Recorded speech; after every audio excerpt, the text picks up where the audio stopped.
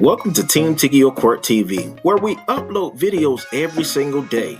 So make sure you subscribe to our channel, like our videos, and share our videos.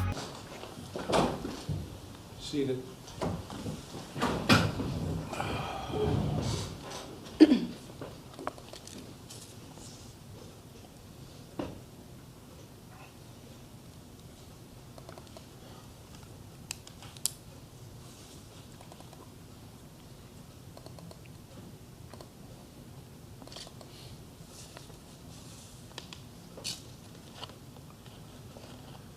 All right, we're here on 25 CV 1534 Kunash Real Estate LLC versus Kimberly Patrice Geyer Estate. Mr. Selvey, you ready to proceed for the plaintiff? Yes, I am, or for the defendant. Mr. Selvey, not Mr. Oh, Mr. Selvey. sorry. That's all right. You Yes, ready? Your Honor. Mr. Selvey, you ready to go? Yes, I am. All right, go ahead. Thank you. Call my first witness. Go ahead. All right. I'm going to call Wendy Kunash. Could you step forward, please? Yes. You raise your right hand. You swear a testimony you're about to give is the truth, the whole truth, and nothing but the truth, so help you God. Yes. All right, have a seat right here.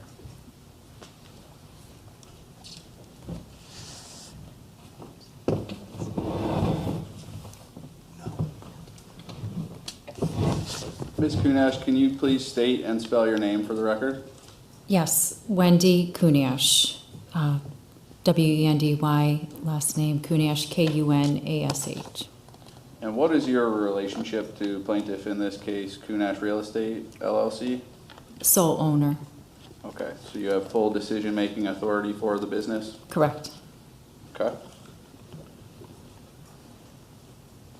And can you tell me a little bit about this property on Bellflower Road, how you came to know about it? Yes. The property was made available for sale on the sheriff website as a foreclosed property that would become available on a Monday to participate in a sheriff's sale auction. I don't recall how many were available on that particular day, but that was one of them. Okay. And you found out about this listing directly from the sheriff's sale website? That is correct. Okay. And did you bid on the property? Yes. Okay. And what was the end result of that bidding? The end result was a winning bid. There was several bidders that particular day. I believe there was 8 to 12 of us bidding on the property at the same time. We were competing pretty heavily with one other particular person once it exceeded over $120,000 on the bid, and we ended up winning the bid on the offer. Okay. And what was your winning bid? Off the top of my head, I believe it was 141, 200. Yeah.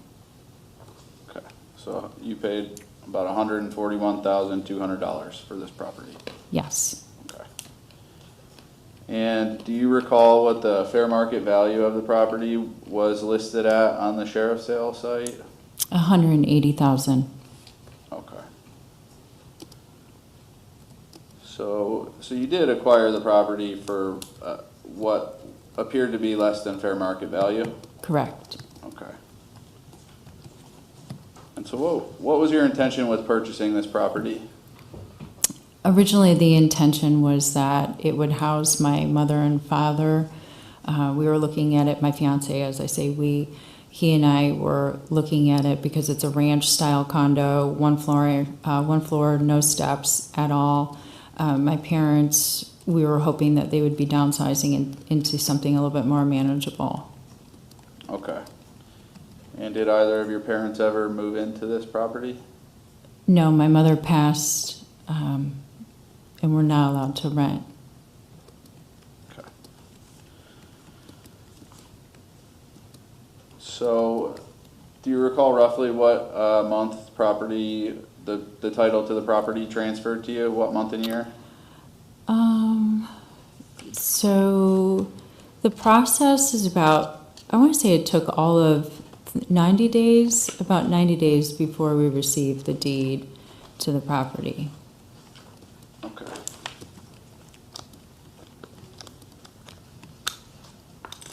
But you did receive a deed to the property, correct?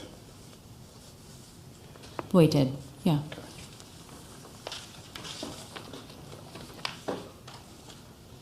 Plaintiff introduces what is marked as Exhibit 8.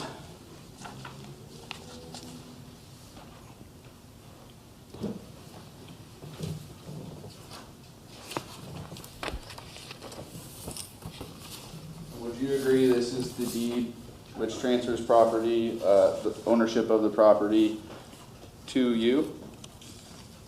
Yes. Okay.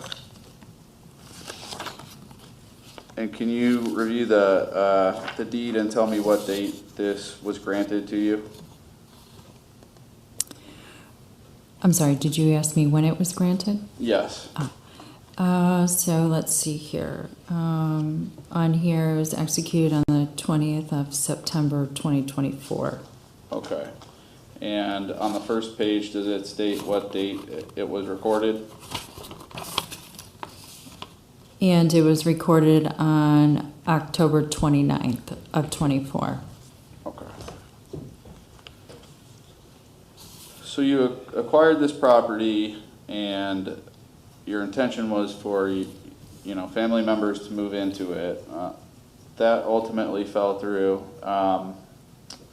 And so moving forward, was there a point in time that you discovered any issues with your ownership of the property as it relates to any liens or anything of that nature? Yes. There was quite a bit of delinquencies to the homeowners association that we had to make to current. I can't remember the exact amount, but it was a few $1,000s that we paid in delinquencies and past due amounts to the homeowners association. Once we got up to current with them, I received a phone call, and that was in January of this year. And that phone call came from an attorney claiming to be representing U.S. Bank, and proceeded to tell me that there was an outstanding mortgage lien against the property that we were not aware of at the time. Okay, so was this the first you heard about any sort of such lien being on the property? Yes. And when you purchased this property at sheriff's sale, did you have any knowledge of there being a lien, that the property would be sold subject to a lien? No, I did not. So do you recall roughly what the outstanding mortgage balance was when you first learned of it? The gentleman on the phone mentioned that it was just over $70,000. Okay. Would you have purchased this property had you known of this lien? No. So is it fair to say if you are held accountable for this lien and mortgage, you will have paid $70,000 more than you intended to for the property? That is correct. Okay.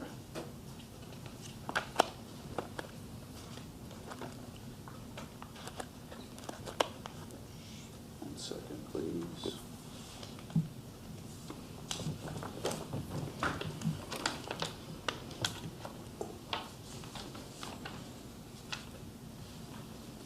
Passing out was marked as Exhibit 11. I'm so sorry. I'm so sorry. Okay. Noted. Do not step out there. My apologies. Let me know when you're ready to go. Okay, thank you.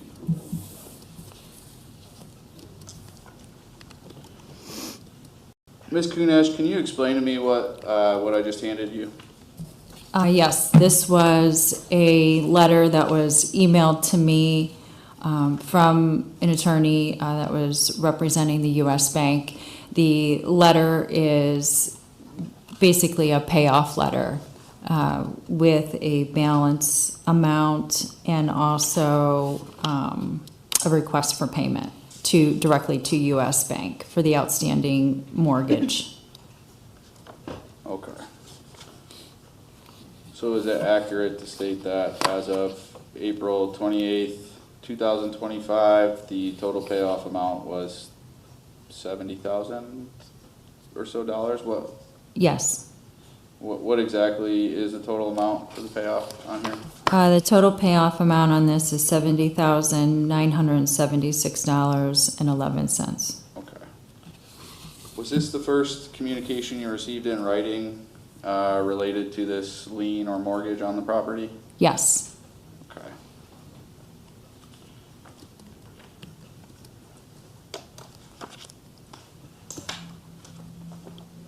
Did you receive any additional correspondence regarding this lien or mortgage?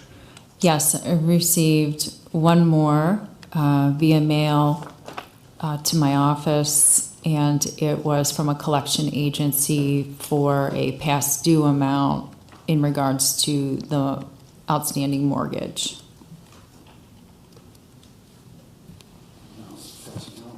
I'm sorry, Your Honor, there's one page on the bottom of that.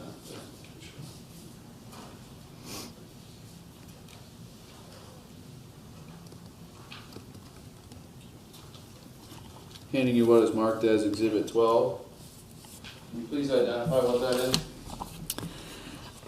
Yes, this was a letter that I received from a debt collector. In this letter, this was mailed to my office. There is a mortgage statement copy that was included in there with whited out information as far as the account number and who it's directed to, with a request for outstanding payment, and that amount was just over $10,000 for past due on the account.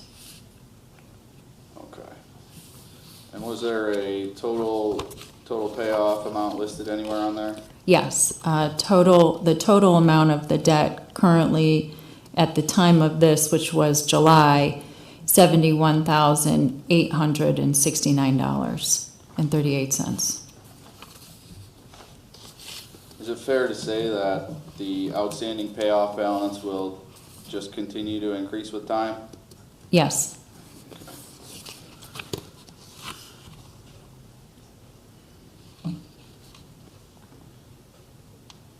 Ms. Kunash, did you ever obtain a title search on the property? I reached out to the title company, Ohio Real Title, and requested for them to, I mentioned to them that we would possibly be looking to sell the property, and wanted them to do a preliminary search on the property, which they did. Yes. Okay. And what were the results of that? The document that they had sent over to me did not reflect any liens or anything found on the actual property itself based on their search. Objection, hearsay. I'll overrule it.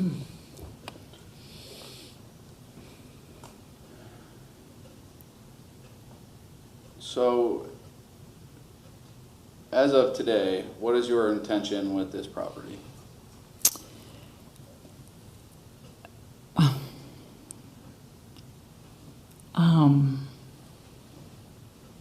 We're stuck.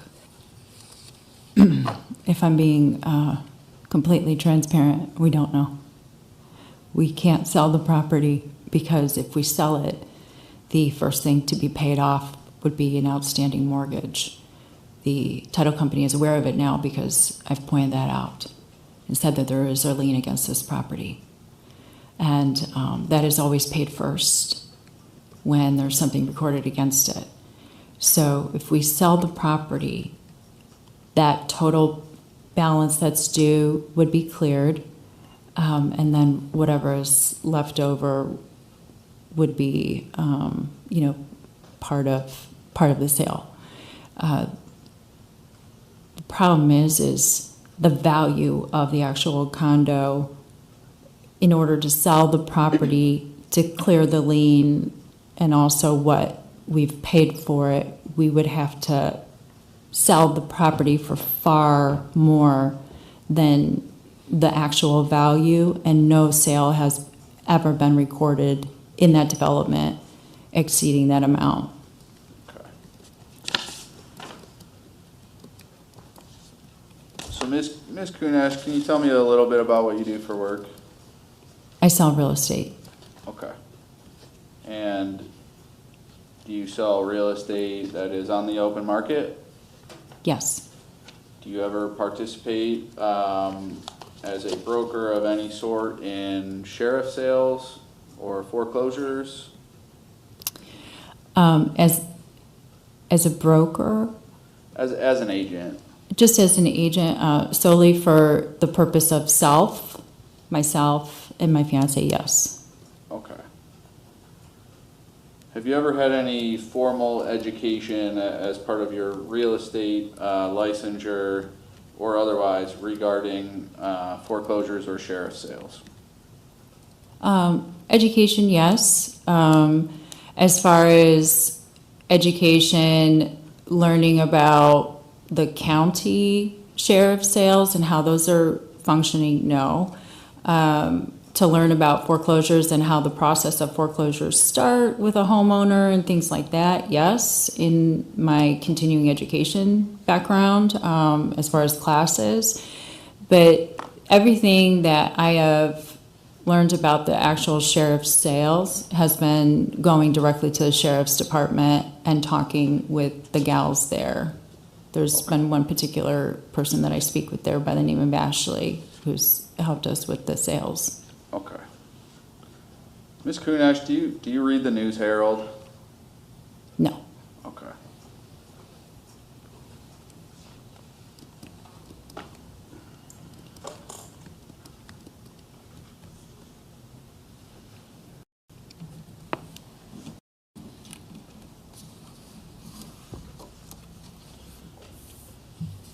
Without this court granting a stoppage on the funds that are held by the estate, what is likely to occur in the future? The bank has already informed me that they've started foreclosure proceedings on the condo unit, and that was told to me twice already. I haven't seen anything. I've never received anything other than these two exhibits here, the outstanding debt letter and then also the U.S. Bank copy statement. Outside of that, I've received nothing by way of mail or email notification. I was only told by the attorney representing U.S. Bank that foreclosure action has already started against the condo. Okay.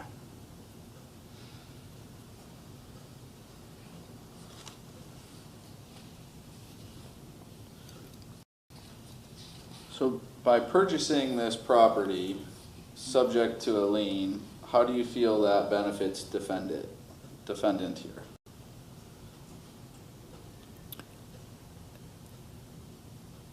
How do I believe that it benefits the estate of The estate. Kimberly Geyer? Well, we purchased the property and it was packed full of stuff and animal feces, to be clear. We still have it packed with stuff because we have nowhere for it to go. And it looks like someone literally just broke all the locks off and took a couple things and left. There's dishes in the dishwasher still and in the cabinets. So someone came in and took the bare minimum and left the whole entire place packed. I believe that they did exactly what it looks like. They just walked away from the property for someone else to take care of it. Okay. So is it fair to say that holds the sale proceeds from the property? That's what we were told, yes. Okay. Do you believe that the estate received more money than it was due by your purchase of the property subject to the mortgage? Yes.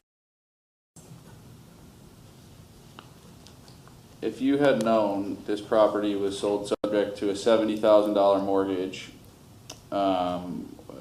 what do you think your maximum bid would have been? We would not have bid on the property. There's no reason to. Okay.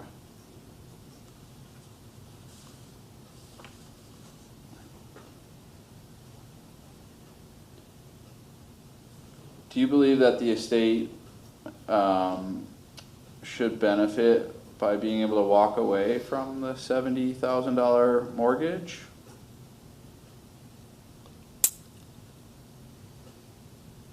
By principle, no, I don't.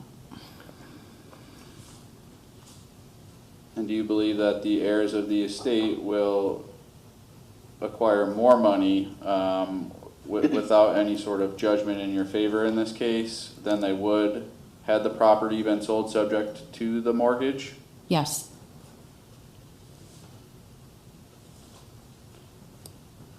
So you stated you paid $140,000 or so for the property, correct? correct. And that would also then come with a $70,000 or so mortgage. So is it fair to say your purchase price is more like $210,000? Yes, Okay. And what did you previously say the fair market value was listed as? the appraisal on the property was $180,000. Okay. So you essentially acquired the property for about $30,000 more than fair market value. Correct.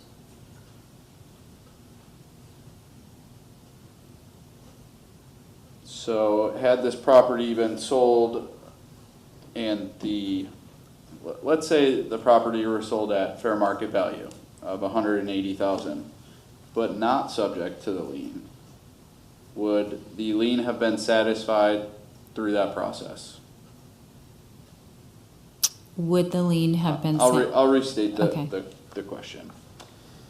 Had the property not been sold subject to the lien, would the lien have been paid off during the foreclosure and sheriff sale process? Yes, Okay.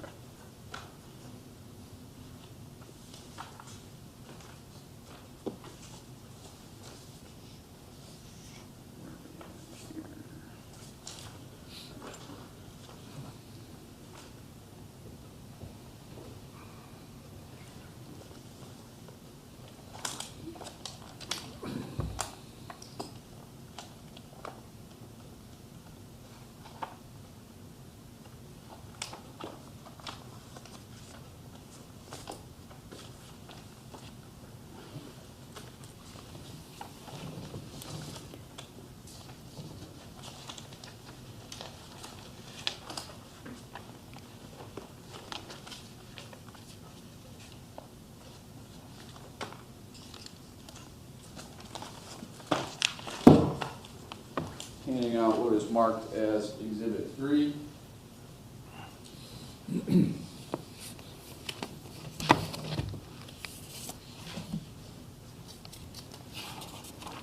Are you able to identify generally what this document is? yes. This is a recording of the mortgage on the property from 2012. Okay. And do you see on page 2 if it identifies any borrower anywhere? Yes, borrower, Kimberly Geyer. Okay. And this lawsuit is against the estate of Kimberly Geyer, correct? Correct. And in 2012, did Kimberly Geyer personally guarantee this mortgage? Yes,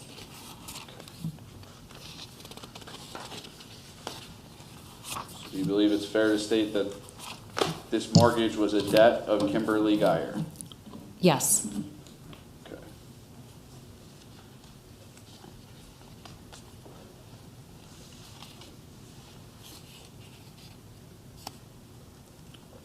If an injunction were granted preventing the estate from distributing the home sale proceeds, who would be harmed by that?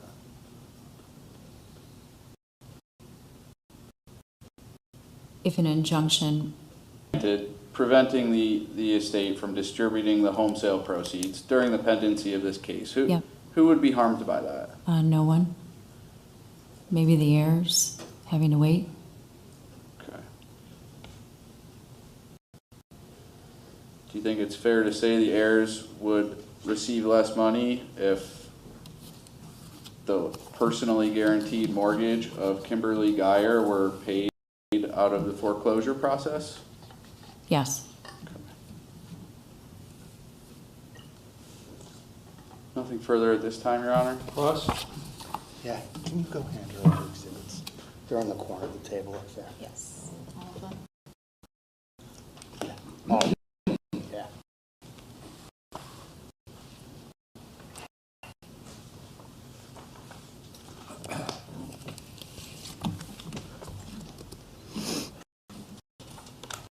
Good morning. I represent the defendant in the state. Got a few questions for you. This is a certified copy of defendant U.S. Bank's answer in the foreclosure action that this was sold out of.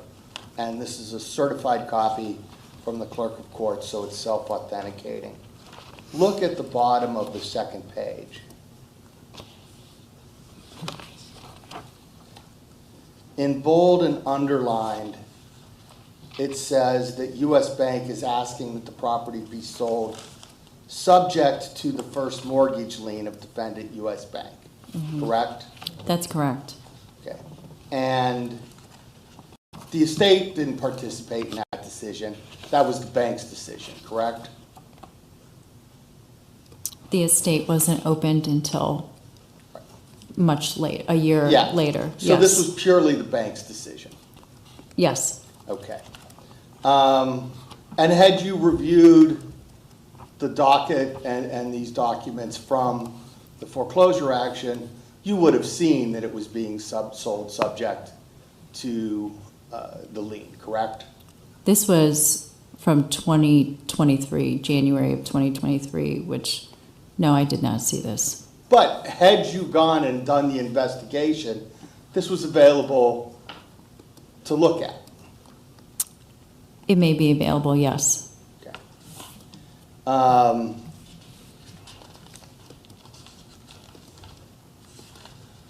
Take a look at Exhibit B, which is the judgment entry granting default judgment and the decree of foreclosure.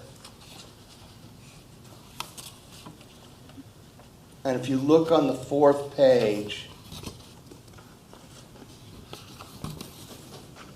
again, underlined in bold, it says the premises shall be advertised for sale and sold subject to defendant U.S. Bank's mortgage, correct? Yes. Okay. And again, had you investigated the docket of the underlying foreclosure, you would have seen that this was being sold subject to the mortgage. If I was to read the whole entire docket, probably, yes. Well, if you're buying a house at sheriff's sale, don't you want to look at the foreclosure to know what it is exactly you're buying? I hadn't before. The estate didn't do anything to prevent you from pulling up these documents, correct? No. Again, let's look at Exhibit C. This is the notice of the sheriff's sale that was filed in the foreclosure action. There are a couple things here. It says the minimum bid is $75,876.42. And it also says it's being sold subject to the mortgage of U.S. Bank, correct?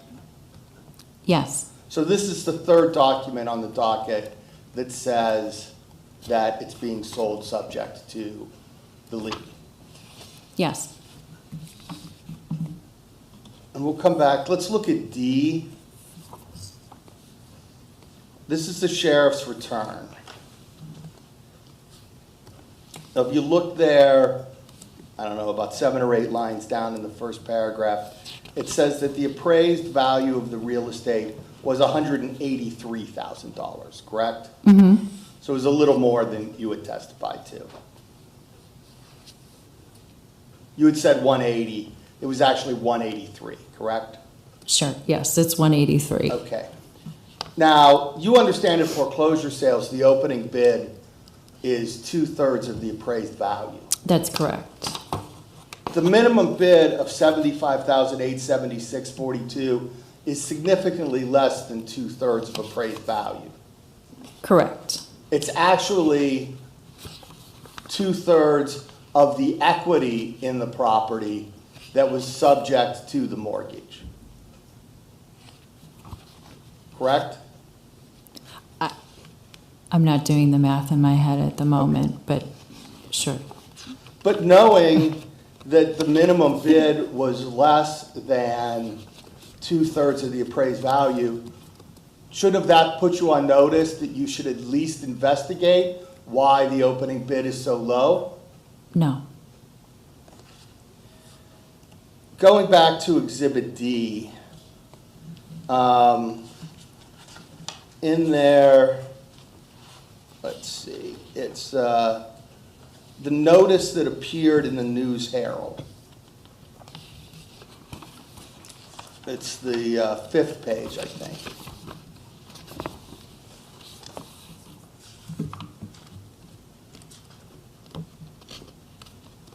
You see that? I see it. Mm-hmm. And in bold, set out from the rest of it in the middle, it says sold subject to the first mortgage. Correct? Yes. So even outside of the court document, when this sheriff's sale was advertised to the public, it was made clear that it was subject to the first mortgage. It was, yes. Okay. In the News Herald, they had posted an ad stating as such. And that's how sheriff's sales are advertised, correct?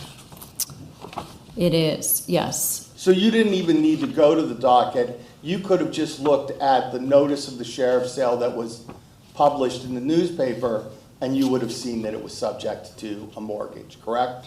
I've never looked at the News Herald for a sheriff's sale.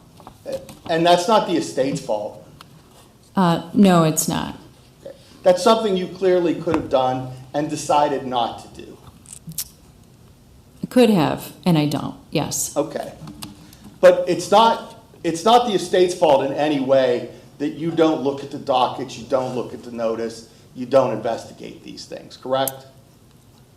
I believe that at the time of making a bid online from the sheriff's sale, if there's a dollar amount for an opening bid, and if there's an outstanding lien or a mortgage that it's subject to, that should also be listed on there when someone's bidding.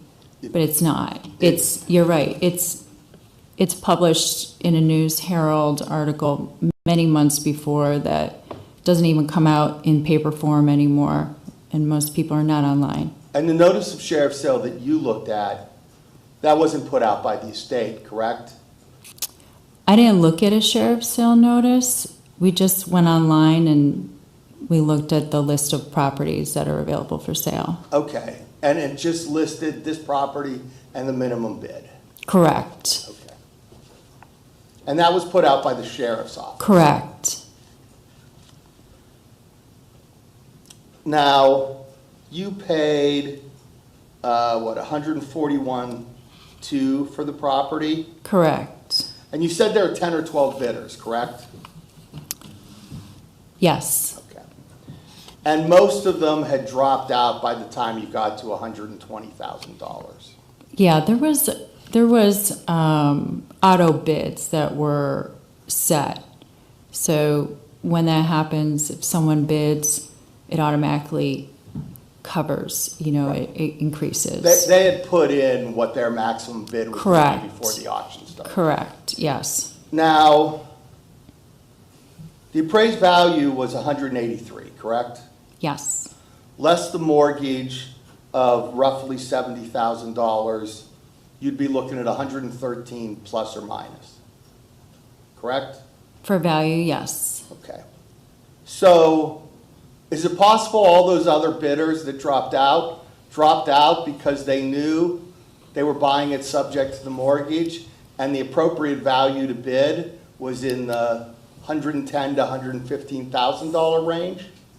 We won the bid by $100 against one other person. Okay, but all those people who dropped out, is it possible they dropped out because they knew they were taking it subject to the mortgage? I can't answer that. You don't know one way or the other. We wouldn't be able to know, yeah. You would agree, however, that a property that is free and clear of a mortgage is going to sell more than a property that is subject to a $70,000 mortgage.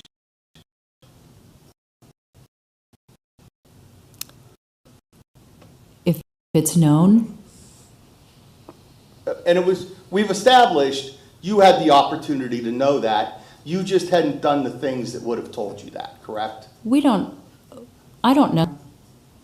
You don't know I don't know that it, right, I don't the know, idea what it would have sold for. correct. And if it had sold $5,000 and the mortgage was paid off, a greater amount would have gone to the estate, correct? I don't know.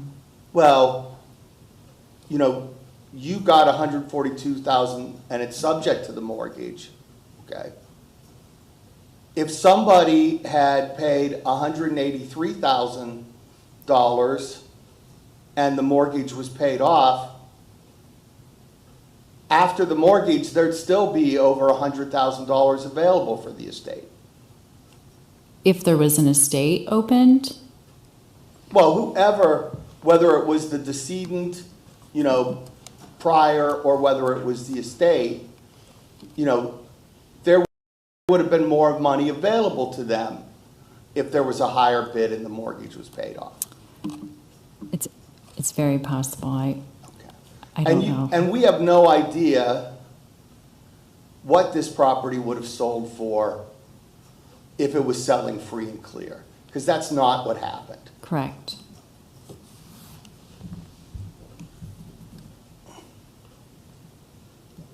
Now, you had talked about the problems with the house. It's a mess, locks were broken, etc. You buy a house at sheriff's sale as is, correct? Yes, And one of the risks you take when you buy a property at sheriff's sale is it may not be in pristine condition. that's correct.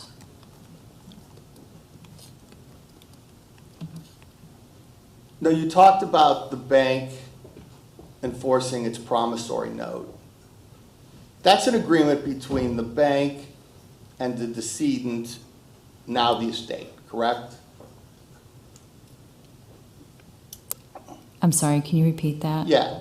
The promissory note Yes, was an agreement between the decedent, person who died and owned the house, and the bank, correct? correct. You weren't a party to that agreement. That's correct. So you don't have any right to enforce that agreement.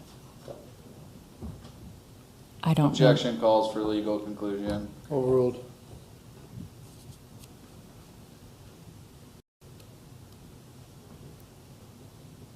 That's an agreement between the bank and the decedent, correct? Correct. And the bank is the one who gets to decide whether they're going to enforce that promissory note or not. Correct. I don't have any further questions, Your Any Honor. redirect? Yes, Your Honor. So at the time you were bidding on this property, Bellflower Road property, did you know at that time that houses were listed at sheriff's sale at 2/3 of the appraised value? Yes. Okay. Was there any type of statement on the sheriff's sale website that addressed the property being sold subject to a lien? Not that we saw, no. Okay.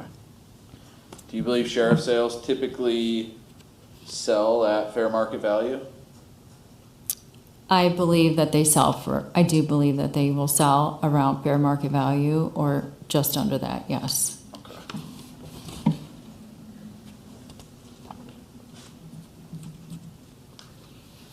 Nothing further.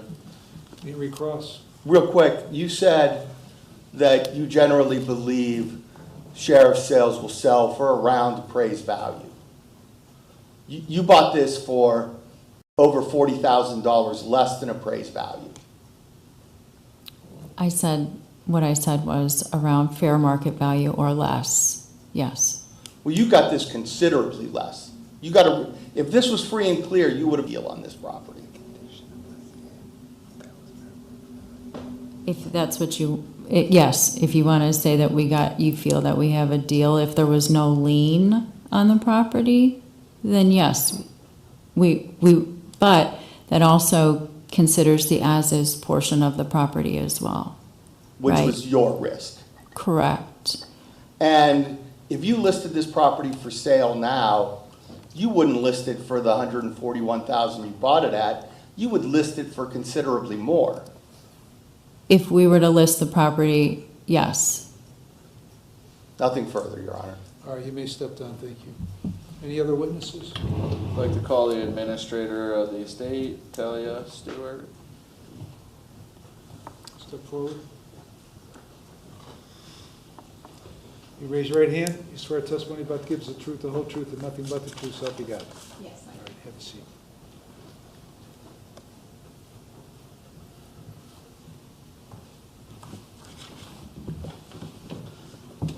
Hello, can you please state your name for the record? It's Talia Stewart. And is it true that you are the administrator of the estate of Kimberly Geyer? Yes.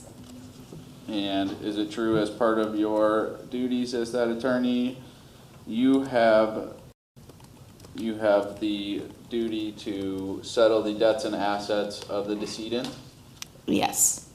and ensure that they are distributed in accordance with either a will or the Ohio Revised Code, correct? Correct. Okay. When you're settling debts of an estate, how does that usually happen? Typically, a creditor will make a claim against the estate, and then the fiduciary of the estate can either accept or reject that claim. Okay. And if it's found to be a valid debt of the decedent and there are assets remaining in the estate, then the debt would be paid prior to dispersal to the heirs, correct? Correct, if it's an accepted claim against the estate. Okay.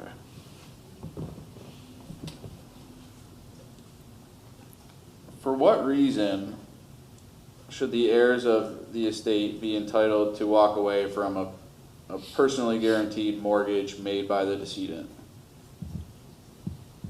These were the proceeds that were ordered to be distributed to the estate in the foreclosure case, and so they passed to the heirs by the intestacy statute. Okay. And had the property been sold and the personally guaranteed debt of the decedent been paid, do you think the estate would have received as much money from the property sale?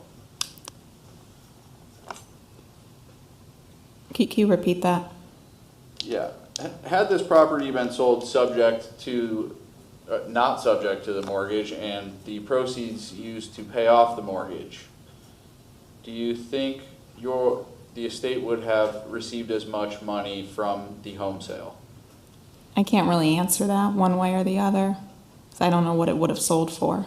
Okay. Do you agree that the fair market value of the property was determined to be about $183,000 at its time of sale? Yes, that was the appraised value, just looking at the outside of the house. And do you agree that at the time of that appraisal, there was an outstanding mortgage on the property of about $70,000? Yes.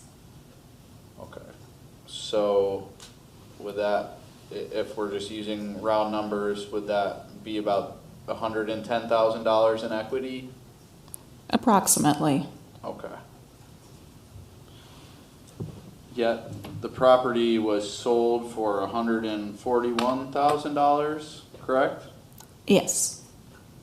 And there was no deduction for the personally guaranteed mortgage of the decedent, correct? It was not taken out at closing. Okay. And were there any other sums deducted at closing? They paid off the HOA liens and some delinquent taxes and sheriff's fees. Okay. But they did not pay off $70,000 of personally guaranteed money? No, the court ordered that it was sold subject to that mortgage and it should not be paid off. But for a preliminary injunction being granted, what would be stopping you from distributing the funds held by the estate to the heirs?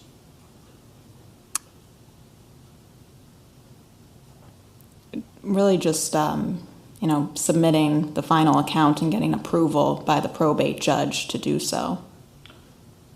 And upon submission of such a request to the court, how long does that typically take? From the time that I submit it to the probate court, in my experience, it usually takes 6 to 8 weeks for the probate judge to rule on it. Okay. And in civil matters, non-probate related, do cases typically extend longer than 6 to 8 weeks? I am not sure. I don't do civil litigation. Fair. If the estate were to distribute the funds to the heirs prior to resolution in this case, what additional money would the estate have? Would there be any remaining money once the money is distributed to the heirs? No, it all would be distributed to the heirs. So if Ms. Kunash hypothetically won this case and the money had been distributed to the heirs already, would there be any money to collect? Not from the estate, no. Okay. Nothing further. Mr. Selby? Very briefly. He had asked you about the claims process. Mm-hmm. Did U.S. Bank file a claim in the estate? They filed a claim, it was this summer, I believe July of 2025, is when they sent a claim to my office saying that there was about $70,000 owed on the mortgage. And as the administrator, did you accept or reject that claim? I rejected the claim. And why did you reject the claim? I rejected it on 2 grounds. The first ground was that it was statutorily time barred. There's only 6 months to make a claim against an estate from the time that the decedent passed away, which the decedent passed away December of 2023. So they were more than a year too late to make that claim. And then the second reason why I rejected the claim is because the property was clearly sold subject to the mortgage, and so that mortgage was attached to the property and now is the responsibility of the new home purchaser, Kunash Real Estate. And has the bank responded to your objection to their claim? Yes. Take a look at Exhibit E. What is this? This is a letter that I just received this morning at my office from the attorney for U.S. Bank. It was a response to my rejection letter of their claim from this summer. And looking at that third paragraph, what does he say about what the bank intends to do on the promissory note? It says that the bank does not intend to pursue a monetary judgment on the note against the estate of Geyer. So essentially, they're not going to fight your rejection of the claim? Correct. No further questions, Your Honor. Mr. Selby? Yes, 1 second, please.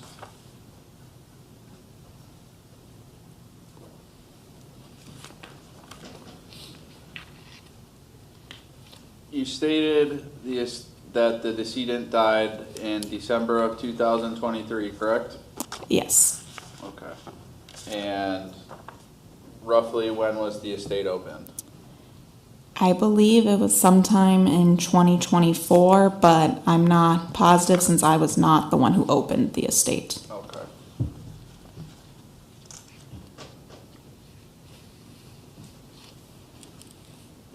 And the sheriff's sale occurred after the opening of the estate, correct? I'm not sure. Okay. It was before my involvement in the case. Nothing further. Selby? Nothing further, Your All Honor. right, you may step down, thank you. Any other witnesses? No, Your Honor. Mr. Selby, any witnesses? No, Your Honor. All right, Mr.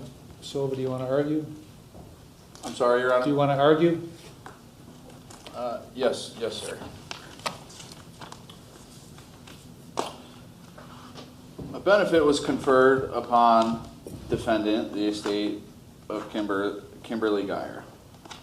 The benefit is that the $70,000 mortgage was not required to be paid, leaving the estate with more money than they're entitled to, at least when settling the debts and assets of the parties. I do understand that Ms. Kunash is a real estate agent. However, I'm aware of no increased duty or burden placed upon her in a case such as this to understand the ins and outs of sheriff's sales. Further, this property was listed on the website and makes no mention of a mortgage whatsoever. The estate is aware of the fact that they did not have to pay a $70,000 debt of the decedent. My client was not aware of this at the time of purchase. For whatever reason, at this point in time, she has acquired a property for substantially more than it was actually worth, and the heirs of the estate stand to acquire substantially more money than they would have received, but for the property being sold subject to the mortgage. I don't know why the times have not caught up to today's age. I don't know why a newspaper article is considered relevant notice to. Well, isn't that statutory? It is. In today's age of digital sheriff sales, right? For what reason would there not be any clear indication on the sheriff's sale website that the property was being sold subject to mortgage? And to your point, the time, that it is statutorily set. Legislature obviously is not taking any issue with utilizing the newspaper to serve as public notice. Ultimately, the estate will absolutely acquire more money than they were entitled to if this is set to continue as planned and the disbursement made to the decedents. Obviously, this case has only been open for a short period of time. Discovery has not yet been issued. There may be additional information available to be gathered. Ultimately, the second this money leaves the estate, Ms. Kunash is left with zero opportunity to collect anything. At this point in time, I do believe it is fairly straightforward that one party has suffered to the benefit of the other, or conversely, to the detriment of one, the benefit of the other. Without a preliminary injunction, that my client is robbed of any potential ability to collect on the case, whether or not she is entitled to it obviously remains to be seen, but I feel there is a strong case to be made here that the estate is unjustly enriched at the expense of my client, and they have knowledge of such benefit. Mr. Selby? Yes, Your Honor. As an initial matter, the plaintiff's standard to prevail on a preliminary injunction is they have to show by clear and convincing evidence that they have a substantial likelihood of prevailing on the merits. I think there are three significant problems with their case that prevent them from ever prevailing on the merits. First, whether or not Ms. Kunish knew that this was subject to the sale, it was clearly outlined in all of the public in both the pleadings in the foreclosure case and in the notice published in the newspaper. Those are all public records. People are deemed to have, at the very least, constructive notice of those facts, even if they don't have actual notice. If anybody's responsible for her not investigating these things, it's her, not the estate. She wants the estate and the heirs to basically correct her mistake. She's the one who had every opportunity to find this out. If she thinks there was something wrong with the notice online that the sheriff put out, that's between her and the sheriff. We didn't put that notice out. There was more than ample opportunity for her to discover that this was subject to the sale.